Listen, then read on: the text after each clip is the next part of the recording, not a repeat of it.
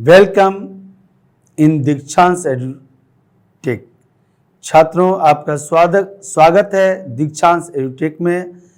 आइए हम कक्षा 4 के पाठ वीर अभिमन्यु के पाठ को लेके आए हैं, जिसका पार्ट 2 है। ये भाग 2।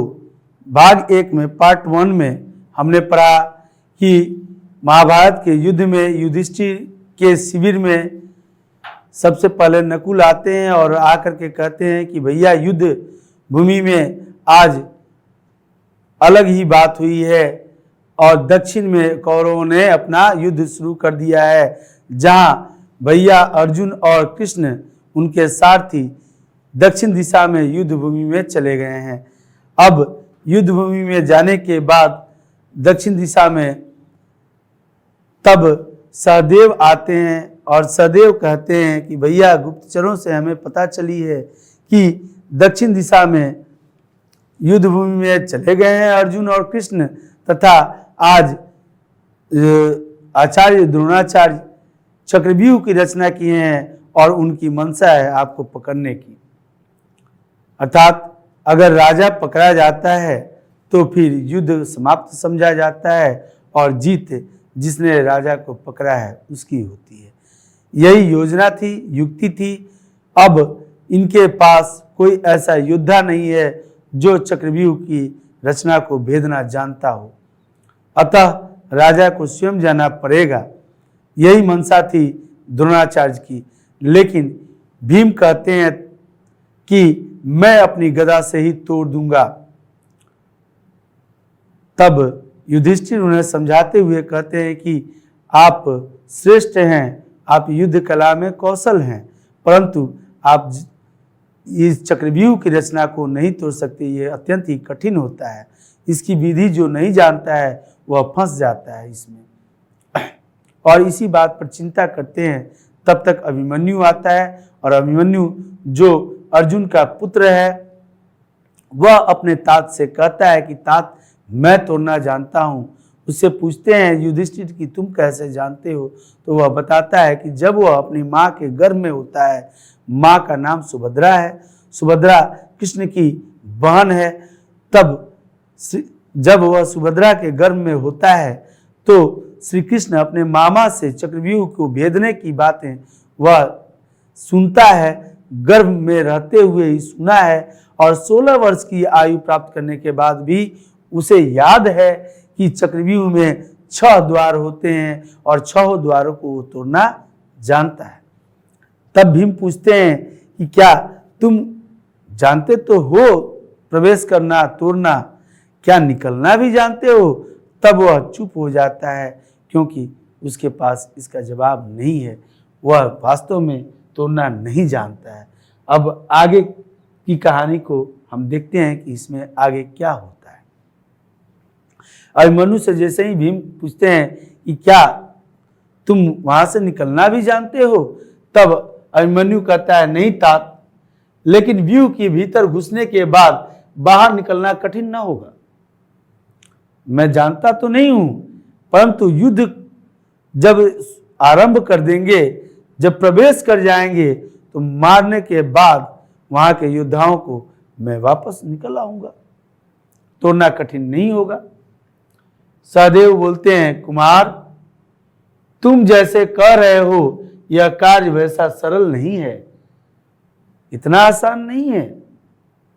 प्रवेश करना अलग बात, निकलनी अलग बात। अगर नहीं जानते हो तो आसान नहीं है, मुश्किल है। किसी बात का अधूरा ज्ञान हानिकारक होता है। सही कहा सहदेव ने। सहदेव जो युधिष्ठिर के सबसे छोटे भाई हैं, वह सबसे अधिक बुद्धिमान माने जाते थे। नैतिक विद्या, नैतिक शिक्षा का ज्ञान उन्हें भरपूर था। उन्होंने सबक दिया अपने पुत्र को, अपने भतीजे को, कि जब तुम्हारे पास अधूरा ज्ञान है, सिर्फ प्रवेश करना जानते हो लेकिन निकलना नहीं जानते, तो इस अधूरे ज्ञान से तुम तो कठिनाई में पड़ जाओगे। इतना सरल और सहज नहीं है चक्रव्यूह की रचना को भेदना और वहां से निकल आना। भीम कहता है, और कुमार, युद्ध में जाने का यह तुम्हारा पहला अवसर होगा।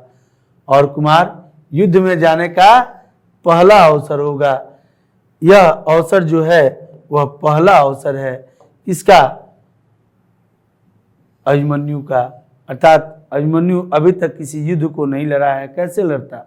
16 वर्ष की आयु में भला कोई युद्ध लड़ने की बात होती है? वो तो खेलने कूदने की बात होती है। अब युद्ध जब आरंभ है तो अभिमन्यु तैयार है, क्योंकि वही है जिसको अब आ रहा है। अर्जुन और कृष्ण तो दूर निकल चुके हैं दक्षिण दिशा में युद्ध को लड़ने के लिए। अभिमन्यु कहता है तब कि तो क्या इस अवसर का लाभ मुझे नहीं उठाने देंगे? मेरा यह पहला युद्ध है, तो इस युद्ध का लाभ हमें और इस अवसर को का लाभ मुझे उठाने नहीं देंगे? मैं भी तो योद्धा हूं, मैं भी वीर हूं, मैं भी आपका वंशज हूं, मैं भी आपका पुत्र हूं। आप इतने प्रभावशाली हैं, आप इतने बलवान हैं, शक्तिशाली हैं, तो मैं क्या आपसे कम हूं? मैं लड़ूंगा। और यह तो अच्छी बात है कि प्रथम युद्ध में लड़ने जा रहा हूं, और वो भी चक्रव्यूह की रचना को तोड़ने जा रहा हूं। युधिष्ठिर कहते हैं, किंतु पुत्र, तुम्हारे जैसा सुकुमार बालक को हम चक्रव्यूह में कैसे भेजें? कैसे भेजें? वह चिंता करते हैं। पिता हैं, पुत्र के लिए वह चिंतित हैं और चिंता कर रहे हैं कि किंतु पुत्र, हम तुम सुकुमार हो, यानी कि किशोर हो, तुम्हारा उम्र अभी अधिक नहीं हो रहा है, और चक्रव्यूह में जाने वाला बचता नहीं है जल्दी, मैं तुम्हें कैसे भेज दूं? तब अभिमन्यु कहता है, देखिए कितना वीर था अभिमन्यु, तनिक भी डरा नहीं, निडरता से कहता है, तात, मैंने प्रतिज्ञा की है। किस बात की? चक्रव्यूह को तोड़ने की। तात, मैंने प्रतिज्ञा की है, यदि मैंने चक्रव्यूह नहीं तोड़ा तो संसार मुझे क्या कहेगा? क्या कहेगा मुझे संसार कि कैसा बेटा है, पिता नहीं है और चक्रव्यूह की रचना को तोड़ना जानता है, फिर भी नहीं तोड़ा, कैसा बेटा है? क्या कहेगा संसार मुझे? आपकी आज्ञा मिलने की देर है, चक्रव्यूह में प्रवेश करते मुझे देर न लगेगी, यानी सिर्फ आपकी आज्ञा की देरी है। तात, अगर आप आज्ञा दे देंगे तो चक्रव्यूह को भेदने में हम समय नहीं लगाएंगे, और चक्रव्यूह को भेद देंगे तो वहां जो योद्धा होंगे उनसे युद्ध करने के बाद, उनको पराजित करने के बाद तोड़ने का भी मार्ग हम निकाल लेंगे, आप चिंता न करें। सहदेव कहते हैं, ओह ओह, इतना आवेश, किंतु कुमार, हट करना ठीक नहीं। कुमार अर्थात अभिमन्यु को कहते हैं कि ठीक है, इतना आवेश है तुम्हारे अंदर, तुम हम लोग जैसे वीरों के सामने अपनी वीरता का बखान कर रहे हो, ऐसा नहीं, इतना हट करना तुम्हारा उचित नहीं है, ठीक नहीं है। आगे देखिए अभिमन्यु क्या कहता है। अभिमन्यु कहता है, भीम कहते हैं, सहदेव, हम लोग इसके हट के आगे हार गए। सहदेव से कहते हैं कि यह जो तर्क दिया है, और बात तो सही है, अभिमन्यु तो तोड़ना जानता है, युधिष्ठिर तो जानते ही नहीं है, मैं भी नहीं जानता, तुम लोग भी नहीं जानते, नकुल नहीं जानते, सहदेव नहीं जानते, तो फिर इसके अलावा कोई उपाय भी तो नहीं है हमारे पास। और युद्ध भूमि में उन्होंने चक्रव्यूह की रचना की है, तो जाना तो पड़ेगा, तो इसके हट के सामने तो हम लोग हार गए। नकुल कहते हैं युधिष्ठिर से, भैया अब आप ही इसे समझाइए। नकुल, जब ये लोग हार गए हैं, जब इन लोगों की बातें नहीं सुन रहा है अभिमन्यु, तब युधिष्ठिर से कहते हैं कि भैया अब आप ही इसे समझाइए, क्योंकि यह बात तो किसी का मान नहीं रहा है, इसने तो प्रतिज्ञा ले ली है और कह भी रहा है कि मैं प्रतिज्ञा ली हूं, मैं जाऊंगा। युधिष्ठिर कहते हैं, पुत्र, अभी युद्ध में जाने की तुम्हारी उम्र नहीं है, तुम केवल 16 वर्ष के किशोर हो। युधिष्ठिर समझाते हुए कहते हैं कि पुत्र,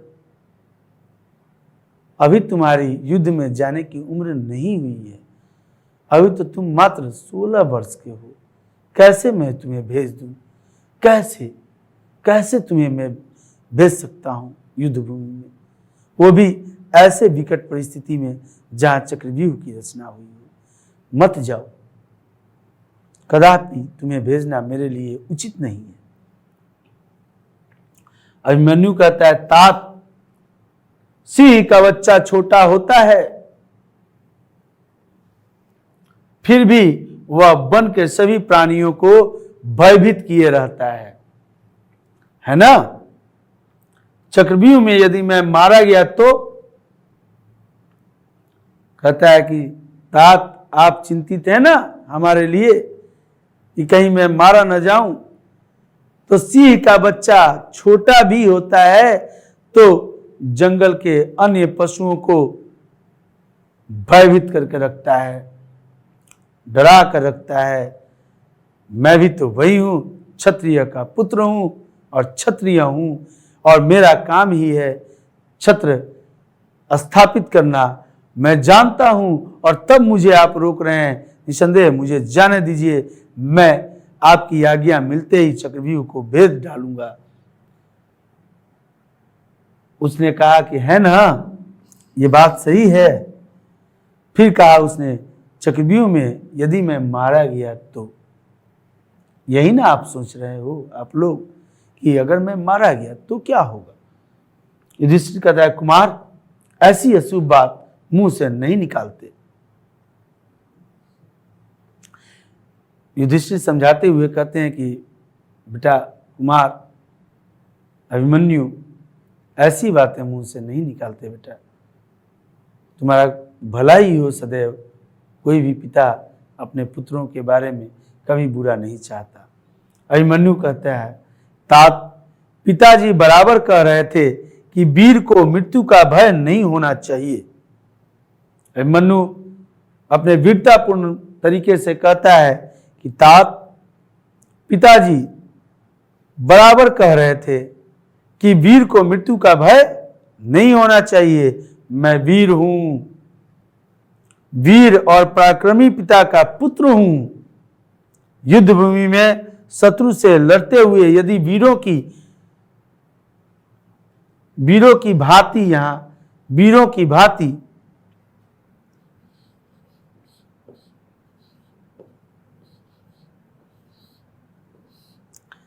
मारा भी गया तो मेरा नाम संसार में सदा अमर रहेगा। देखिए कैसा पुत्र है अभिमन्यु, जो मां के गर्भ में रह रहा है। उसी समय अपने मामा से सुनने के बाद चक्रव्यूह को भेदने की विधि जान गया है और 16 वर्ष के बाद भी उसे याद है। आज 2 दिन की बात याद नहीं रहती। ऐसी स्थिति में वह कहता है कि पिताजी अक्सर कहते हैं, हमेशा कहते हैं, बराबर कहते हैं कि वीरों को मौत से, मृत्यु से अपने डरना नहीं चाहिए। अगर मैं युद्ध भूमि में मारा भी गया तो अमरत्व का वरदान मिलेगा। छात्रों, युद्ध भूमि में जो मरते हैं सैनिक या राजा महाराजा, उन्हें मृतक नहीं कहा जाता, उन्हें तो अमरता का वरदान प्राप्त होता है। उनका नाम इतिहास के पन्नों पर लिखा जाता है। आज अभिमन्यु हमारे बीच नहीं है, लेकिन उसके कहे गए कथन को, हम वीरतापूर्ण ढंग से कहे गए बातों को और उसके वीर भाव को आज पढ़ करके समझ रहे हैं, जान रहे हैं कि वह कितना वीर था।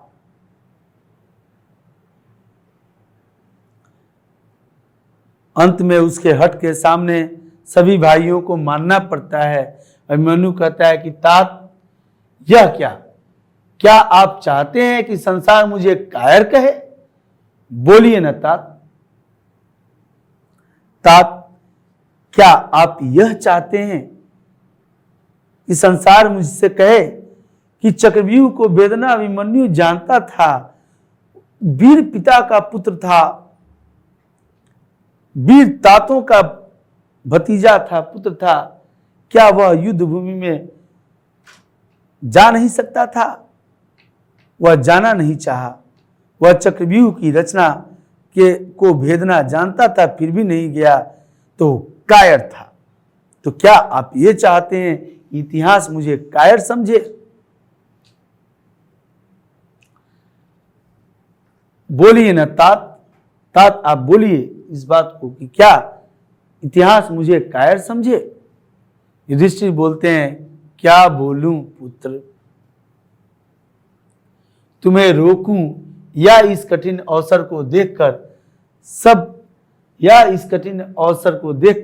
सब कुछ सहन करूं?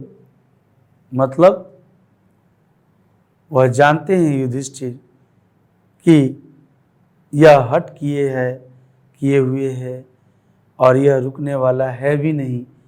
अब वह सोच रहे हैं कि क्या करूं मैं इस विकट परिस्थिति में। अगर नहीं भेजते हैं किसी योद्धा को चक्रव्यूह की रचना को भेदने के लिए तो कायर हम बनते हैं, अगर भेज देते हैं तो अपने पुत्र से हाथ धो देते हैं, मेरा बेटा मारा जाएगा। ऐसा वीर बालक जो 16 वर्ष की आयु का है, उसे कैसे भेजें?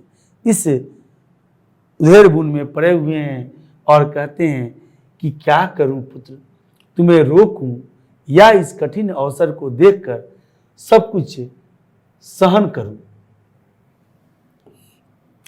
जाओ पुत्र जाओ, मैं तुम्हें नहीं रोकूंगा, भगवान तुम्हारी रक्षा करे।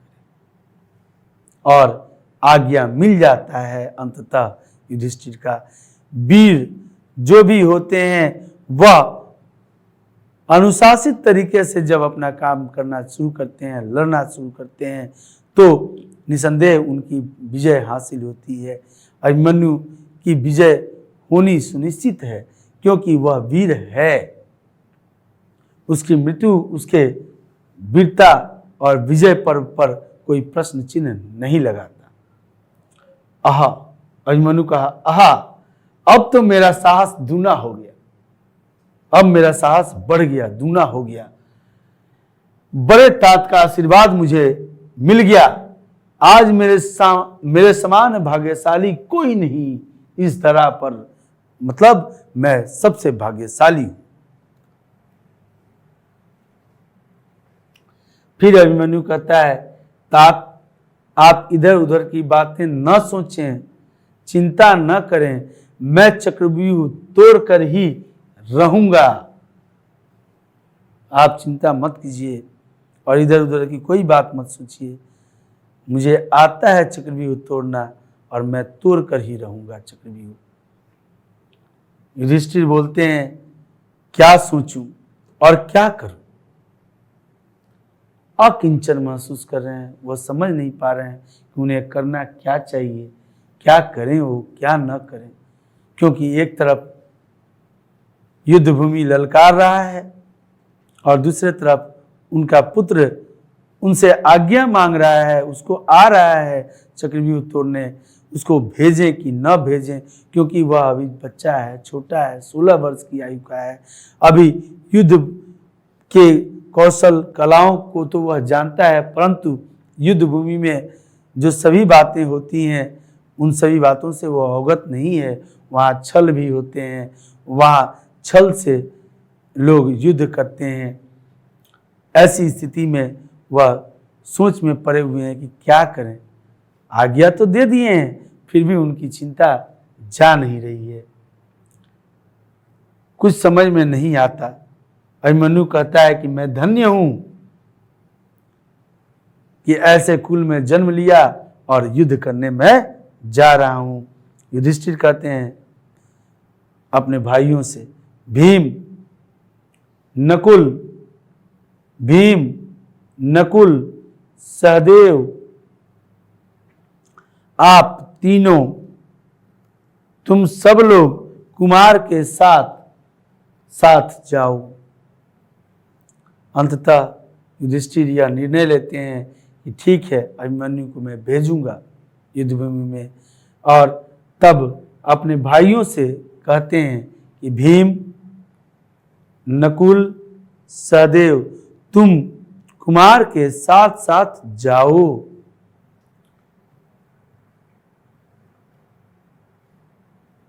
और कुमार को, अभिमन्यु को अकेले मत छोड़ना तथा हमेशा सावधान रहना। अभिमन्यु को अकेले मत छोड़ना तथा हमेशा सावधान रहना।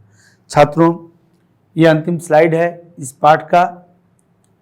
मैं एक बार दूसरे पाठ को दोहरा रहा हूँ फिर से कि अभिमन्यु शिविर में आकर के जब जिद करता है तो युधिष्ठिर सोचते हैं कि आखिर मैं करूं क्या, भेजूं या ना भेजूं।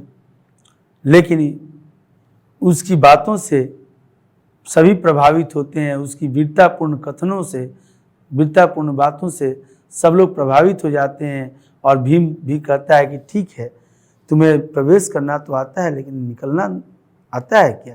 वो बोलता है कि नहीं, निकलना तो नहीं आता, लेकिन मैं निकल जाऊंगा, मैं तोड़ूंगा।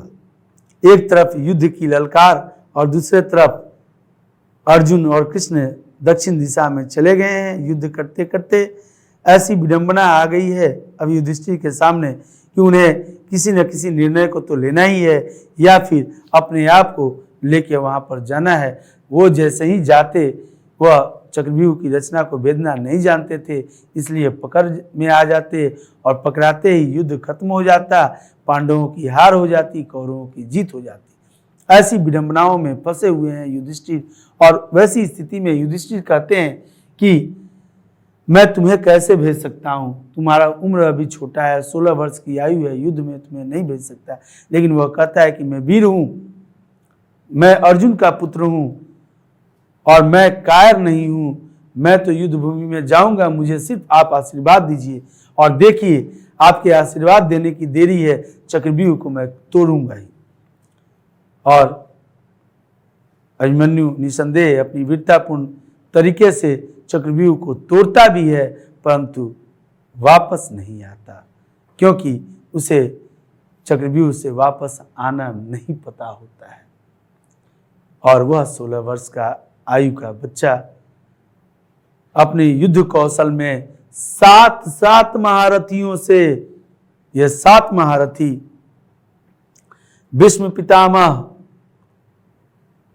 आचार्य द्रोणाचार्य, कृपाचार्य, अश्वत्थामा, कर्ण, दुर्योधन और दुशासन, इतने महारथियों के बीच वह 16 वर्ष की आयु का अर्जुन पुत्र अभिमन्यु वीरतापूर्ण ढंग से युद्ध भूमि में चक्रव्यूह की रचना को तोड़ करके प्रवेश करता है और लड़ता है। इन 7 महारथियों से लड़ता है, जिसमें भीष्म पितामह, उनके जैसा कोई योद्धा था ही नहीं उस समय। वह तो गंगा के नदी के धारों को बदल देते थे, वह आकाश से बादलों को इधर से उधर कर देने की क्षमता रखते थे, अपने बाणों की पुल बना देते थे। और दुर्योधन गदाधारी, आचार्य द्रोणाचार्य तो युधिष्ठिर भी माने कौरव और पांडव दोनों के गुरु ही थे। वैसे लोगों के सामने साथ में लड़ने वह एक छोटा बच्चा गया है 16 वर्ष की आयु का, जिसकी अभी उम्र युद्ध भूमि में जाने की भी नहीं हुई है, और इतने वीरतापूर्ण ढंग से लड़ा है जिससे इतिहास सदैव उसका नाम अमरत्व से लेगा। अमरता का वरदान उसे प्राप्त हुआ। उस कुरुक्षेत्र की भूमि में अभिमन्यु जैसा लाल आज खून से लथपथ लाल लाल हो गया। आप चिंता मत कीजिए, भीम कहता है आप चिंता मत कीजिए भैया, हम लोग साया की तरह कुमार के साथ रहेंगे। अभिमन्यु कहता है तात मुझे आशीर्वाद दीजिए, मैं यशस्वी बनूं। यशस्वी अर्थात मेरी यश की गाथा गाए, निसंदेह यश की गाथा भारत सदैव गाएगा। अभिमन्यु सबको प्रणाम करता है। अब कहीं भी जाने से पहले अपने से बड़ों का आशीर्वाद लिया जाता है। और आज तो अभिमन्यु चिरकाल के लिए जा रहा है, अपने देश को छोड़ के, अपने परिवार को छोड़ के, अपने राज्य को छोड़ करके हमेशा के लिए सोने के लिए जा रहा है, क्योंकि वह भी अच्छी तरह से जानता है कि वह कायर नहीं है, वह वीर भूमि से लौटकर आने वाला तो नहीं है, वह निसंदेह वीर गति को प्राप्त होगा। यह जानते हुए भी वह युद्ध भूमि में जाता है, अपने देश, अपने समाज, अपने राष्ट्र और अपने परिवार की प्रतिष्ठा, सत्य की प्रतिष्ठा, न्याय की प्रतिष्ठा के लिए वह अपने प्राणों को न्यौछावर करने हंसी खुशी वीरता पूर्ण तरीके से चला जाता है। इन 7 महारथियों से लड़ते हुए 6 द्वारों को तोड़ करके जब प्रवेश करता है तो 7 महारथी उसका इंतजार करते हैं और उसे बड़ी बेरहमी से मार गिराते हैं, और अपने आप को विजेता कहने वाले आज तक इतिहास में उनके नाम काले अक्षर में ही लिखे गए दुर्योधन बहुत ही दुष्प्रवृत्ति का व्यक्ति था, जो कि अपने भाइयों के साथ इतनी गद्दारी धोखाधड़ी किया, यहाँ तक कि अपने पुत्र समान अभिमन्यु को भी, उसके शरीर को भी छलनी छलनी करने भेदने से नहीं चुका। अतः सत्य की सदैव जीत हुई है और अंत में महाभारत के युद्ध का भी यही हश्र हुआ, यही निष्कर्ष निकला कि पांडवों की जीत हुई। आशा करते हैं छात्रों आप लोगों को यह पाठ बेहतर तरीके से समझ में आया होगा। अभिमन्यु कितना वीर थे, उनकी वीरता की गाथा सदैव याद की जाएगी। और निसंदेह अभिमन्यु ने कहा कि तात मुझे आशीर्वाद दीजिए कि मैं यशस्वी बनूं। उनकी यश का गुणगान, यश की गाथा जब तक सूरज चांद रहेगा तब तक भारतवासी लेते रहेंगे नाम। अभिमन्यु एक वीर बालक था और उसके समान कोई अन्य बालक नहीं हुआ। आशा करते हैं आप लोगों को बेहतर ढंग से समझ में आया होगा। अतः अब इस पाठ का अंत हुआ। धन्यवाद।